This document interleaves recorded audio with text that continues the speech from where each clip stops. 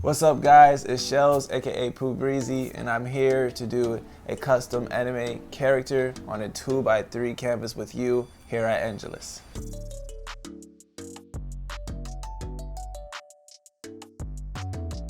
So as you can see, I'm here at Angelus. Most people use Angelus paint for shoes, jackets and customs and stuff, some things like that, but you hardly see them on a canvas. And when I tell people that I use Angelus, they get kind of like confused and dazed off, like, what, you used Angelus? And I'm like, yes, this is what I use. And the reason why I use it is because it flows better. I just like the flow of Angelus as a whole. I can go and cut corners and hit that edge and pull off and it'll be crispy. And when I use other acrylics, it's just not the same. Those other acrylics get the job done. But this is just something, a whole different thing. Angelus is a whole different thing. The things that I do and the techniques that I have no like, this is what you do, this is to the T. It's just stuff I learned as I went. So I'm gonna try and say things and teach you guys things, but it's just all top of my dome and it's tips and tricks. It's not like I learned it from a professor or anything. It can be incorrect to some people, but to me it's correct, you know what I'm saying? Before you get painting, the first thing I would recommend is that you start sketching with a pencil. Do it very lightly, as you can see that I did. So one of the things that I do is, before I start even sketching on here, I come up with a reference, right? And the reference that I come up with is a sketch that I put on either digitally or on a piece of paper or in my sketchbook. And I'll take that, look at the proportions, and I'll try to translate it to the canvas. And when I do that and doing the proportions correctly, you can measure out with your eye. I use an eyeball grid kind of sort of thing, but I like to use the triangle effect where I see one thing here, one thing there, and another thing here, and I make sure the distance between the two matches up with this like imaginary grid I see in my head. Hard to explain, but most artists do it. They know what I'm talking about. All right, so now we have to get to painting. After you got your sketch done and you got your proportions right and everything's good on the canvas, we're gonna get to painting. Like on my social media, when people see me paint and they said I paint negative, I guess that's backwards. And they always say good luck with that, and this is what I've been doing the whole time. So I don't start with dark colors at all. I always do the lightest color first, except for the eyes. I save the eyes for last. Eyes is my favorite thing to do. I think eyes is the most important part of the picture, okay? Remember that. Now I'm gonna keep going though, and we're gonna start with the lightest color I wanna do, and I think I'm gonna go with the face. I'm gonna do the skin tone first. After I do the skin tone, I'm gonna hop into some hair, then hop into the mask after that, probably do the beard thingy. Oh, we should be Gucci. We're finna get started. I'm going to start with the skin tone. Just a quick little tip for you. Most people, skin tones are different. Some characters are more pale, some characters are more lively, some characters don't get the sun much, some characters get a lot of sun. You have to get certain tones, and I use these colors to bring out those characteristics. If the character is more of a cold type of character, I use blue, but it's really, really, really tiny. It's not a lot of it. It's just a little bit to add that extra, you know, when the light hits it a certain way, the skin will pop off. So right now, for my character is more lively, I'm gonna use more of like a red and a yellow, and I'm gonna mix it with the base color, which is like a brownish copper color. I did each color one by one, a little bit by bit, until I got the exact color that I wanted. And now it's time to lay it down. So as I was painting, I noticed that the color is not exactly what I wanted, so I added a little bit of more yellow and more white, and I got exactly what I wanted now. So we have the main skin tone right here done. I saved a bit of that paint to the side. I'd added in a darker brown because we have to get the next shade. It's not that much, I just added a little bit, and this is the color I got. And now I'm gonna add it to the face, and that's gonna be the shadows for the skin tone. All right, so I was using the angular brush provided by Angelus. I put 2 layers down. I want my paintings to be as clean as I can get them. Go with the flow. 2 layers, it's clean, keep it moving. I'm finna freestyle now. I'm finna get into freestyling the next part. I'm doing like a darker shade to it because I feel like some parts of this effect that I'm going for needs to be more grungy.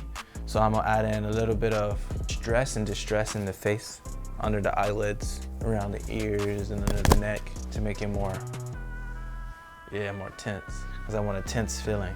All right, guys, I think I'm about finished with the skin tone and the skin. I'm going to now move on to the mask, and I'm gonna start with this solid gray color right here, straight out the bottle. I'm not gonna mix. Let's get to it. Switched up to another brush. We have the shader by Angelus, and I switched up to this because it just covers more of the painting. Gets the job done quicker. Now that we finished this part of the mask, this gray tone, I'm gonna stick with the grayscale and I'm gonna go ahead and do the eyes as well because I have gray inside the eyes. I'm gonna have the highlights in the mask and should be good on that. I'm gonna add some white to some gray to lighten it up. Use that same gray, add some white to it, and keep going.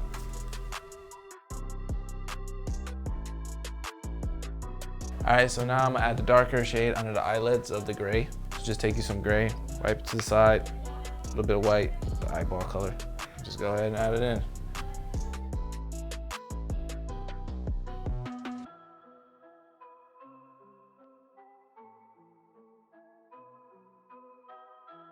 All right, so I grabbed that light gray straight out the bottle, and we're gonna use that light gray to do the highlights of the mask.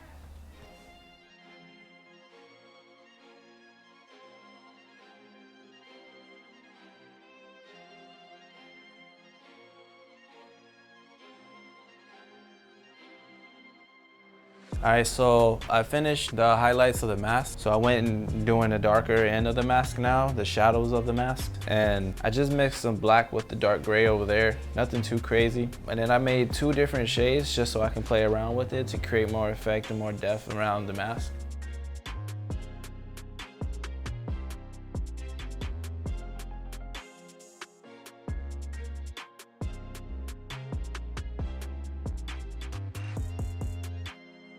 So just finished the mask. Now I'm gonna move on to the more blue areas. I got this blue right here. I'm gonna do the hair, the mask, the beard, and some of the background too, because I got some blue in there.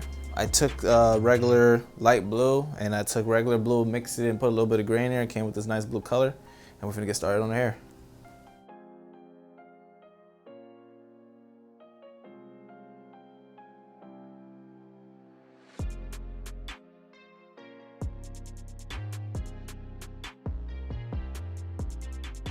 So I just mixed in some of this dark brown. I was just chilling over here to get this darker shade. Ain't nothing too crazy. I'm gonna just lay this down on the shadows of the hair. Let's do it. All right guys, just finished the shadow of the hair.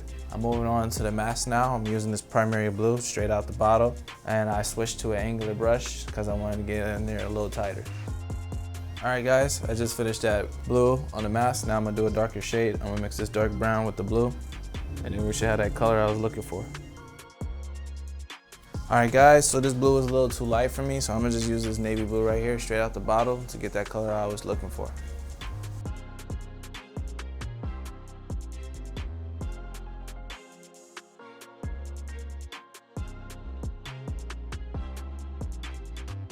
All right guys, I have to do the lighter blue.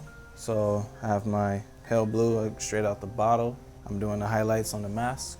Let's go for it. Now I gotta do the color of the beard. So I'm gonna use this pale blue and some gray. Just finished the first color of the beard. Now we're gonna do the next color. I'm just mixing some of this navy blue with the pale color I got already.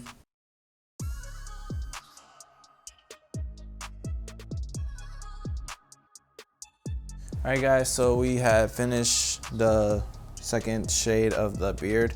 I have a third shade in there, so I'm gonna add some black into that same blue to get that third darker color around this area, fill it in. All right guys, just finished the beard. Most of the blue is almost done. Now I'm gonna do the background. I have some blue in the background. I'm just gonna like scribble it in there, honestly. It's nothing too crazy. And then I'm kind of mold it. I'm gonna mold it like later with the other color I have, which is gonna be like a green. All right guys, I'm finna start doing the eyes. The eyes is the most important part to me. I got this Grinch green right here. I'm finna use this straight out the bottle. See how this goes.